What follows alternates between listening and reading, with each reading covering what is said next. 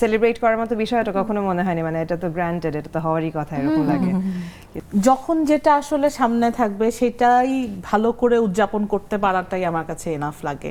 নতুন গান করতে চাই, আরো আবৃত্তি করতে চাই। এই যে লম্বা সময় ধরে গান বাছাই করছি, প্র্যাকটিস করছি, এই জিনিসটা আমি ভীষণ মিস করি। আমি একটা অ্যালবাম করবো এবার। শুনতে চাই যে জীবনে না পাওয়া কিছু আছে যেটা এখনো মনে হয় যে না সামনের দিনে অ্যাচিভ করতে হবে, বা এটা আমার টু ডু লিস্টে বা বাকেট লিস্টে জমা হয়ে আছে। কত কিছু, কত দেশ দেখিনি, কত নতুন জিনিস করিনি, কত ধরনের নাচ নাচিনি, কত গান গাইনি, মানে এটা বলে শেষ করা যাবে না। কিন্তু সেটার জন্য যে কোনো রিগ্রেট আছে সেরকম না, মানে অলরেডি যা যা করেছি সেটা নিয়ে খুবই একটা ফুলফিলড ফিলিং হয়। যেগুলো করতে পারিনি ওগুলো যদি নাও করতে পারি, মানে ওটা নিয়ে রিগ্রেট থাকবে না, কিন্তু অনেক কিছু করতে চাই জীবনে। বাহ, এদিকে আমরা দেখিও বেশ অ্যাডভেঞ্চারাস একটা জীবন, মানে যখন যা করতে ইচ্ছে করে সেটা করে ফেলা, এটা অদ্ভুত একটা ফ্রিডম। সেই ফ্রিডমটার আসলে কি মনে হয় যে how are you celebrating that freedom? জানি না, মানে আমার মানে এটা যে একটা সেলিব্রেট করার মতো বিষয়টা কখনো মনে হয়নি, মানে এটা তো গ্রান্টেড, এটা তো হওয়ারই কথা, এরকম লাগে। কিন্তু হঠাৎ হঠাৎ বাংলাদেশের নানা কিছুর মধ্যে রিয়েলাইজেশনটা হয় যে ও মাই গড, তাহলে ফ্রিডমটা বোধহয় আসলে এত গ্রান্টেড নেওয়ার কিছু নাই। নিজের মতো করেই ছিনিয়ে নিয়ে নিজের জন্য একটা তৈরি করে নিতে হয় ফ্রিডমের একটা পরিবেশ। কিন্তু সবার থাকা উচিত এটা আর কি, এটার জন্য স্ট্রাগল করা উচিত না।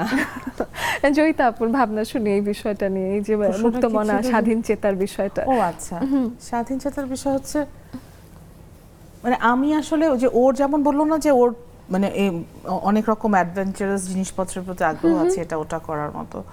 আমার আসলে ওরকম কোনো প্ল্যান নাই। আমার আসলে সবকিছু মনে হয় যে যখন যেটা আসলে সামনে থাকবে সেটাই ভালো করে উদযাপন করতে পারাটাই আমার কাছে এনাফ লাগে। আমি কখনো খুব বড় করে কিছু মানে বড় করে আমি বলছি যে আচ্ছা না, যে অনেক হাইলি অ্যাম্বিশাস যে আমি এইটা করব সেটা করব, আমার সেটা কখনোই মনে হয় না। আমি খুব ছোট ছোট জিনিসের মধ্যে আনন্দ খোঁজার চেষ্টা করি। সেটা বন্ধুর সাথে আড্ডা মেরে হোক, একটা ভালো খাবার রান্না করে হোক, সেটা বৃষ্টি দেখে হোক, যে কোনো কিছুই হতে পারে সেটা।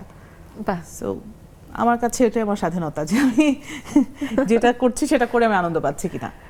হ্যাঁ, তো সেই ক্ষেত্রে না করা কোনো কাজ, যে মানুষের একটা বাকেট লিস্ট থাকে, সেটা নিয়ে আমার খুব জানার আগ্রহ হয়েছে। বাকেট লিস্টে অনেক অনেক কিছু থাকে, এরকম একটা দুটো মেনশন করার যেটা বললো আমার একদমই ওরকম, যে মানে গানটা আরো আরো আরো অনেক গান, মানে যতদিন বেঁচে আছে অনেকগুলো গান করতে চাই, নতুন গান করতে চাই, আরো আবৃত্তি করতে চাই।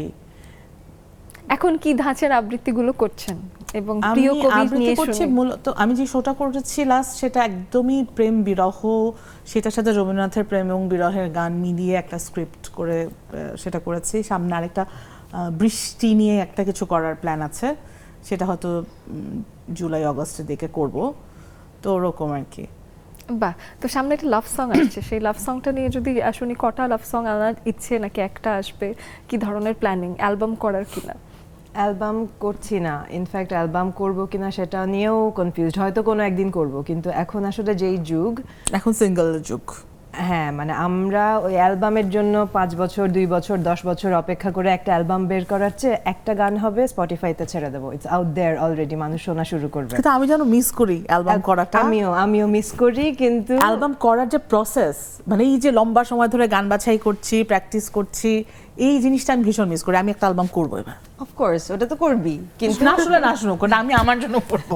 আমি লাস্ট করেছি সেই 10 বছর আগে। হ্যাঁ, কিন্তু মানে আমার কাছে মনে হয় এখন যেই সময়টা আসলে এক একটা গান করে ছেড়ে দিতে পারলে ভালো, মানুষ শুনতে থাকলো অলরেডি, মানে ব্লক হয়ে বসে থাকলো না। এতগুলো গান আমি হাতে নিয়ে বসে আছি, ওটা হবে না আর কি। এবং রিলিজড হওয়া অ্যালবামের ক্ষেত্রে দেখা যায় ওই একটা খুব হিট ফেভারিট গান থাকে, যেটা মানুষ শুনতে থাকে, বাকি গানগুলো অনেক সময় ঢাকা পড়ে যায় ওই একটা হিট গানের জন্য। আসলে আমরা যে জেনারেশন, মানে আমরা তো আসলে একটু মানে এখন মনে হয় অ্যালবাম কিনে শুরু থেকে শেষ পর্যন্ত মাল্টিপল নিজেদেরকে বুড়োই মনে হয়, মানে আমরা তো অ্যালবামের যুগের মানুষ না।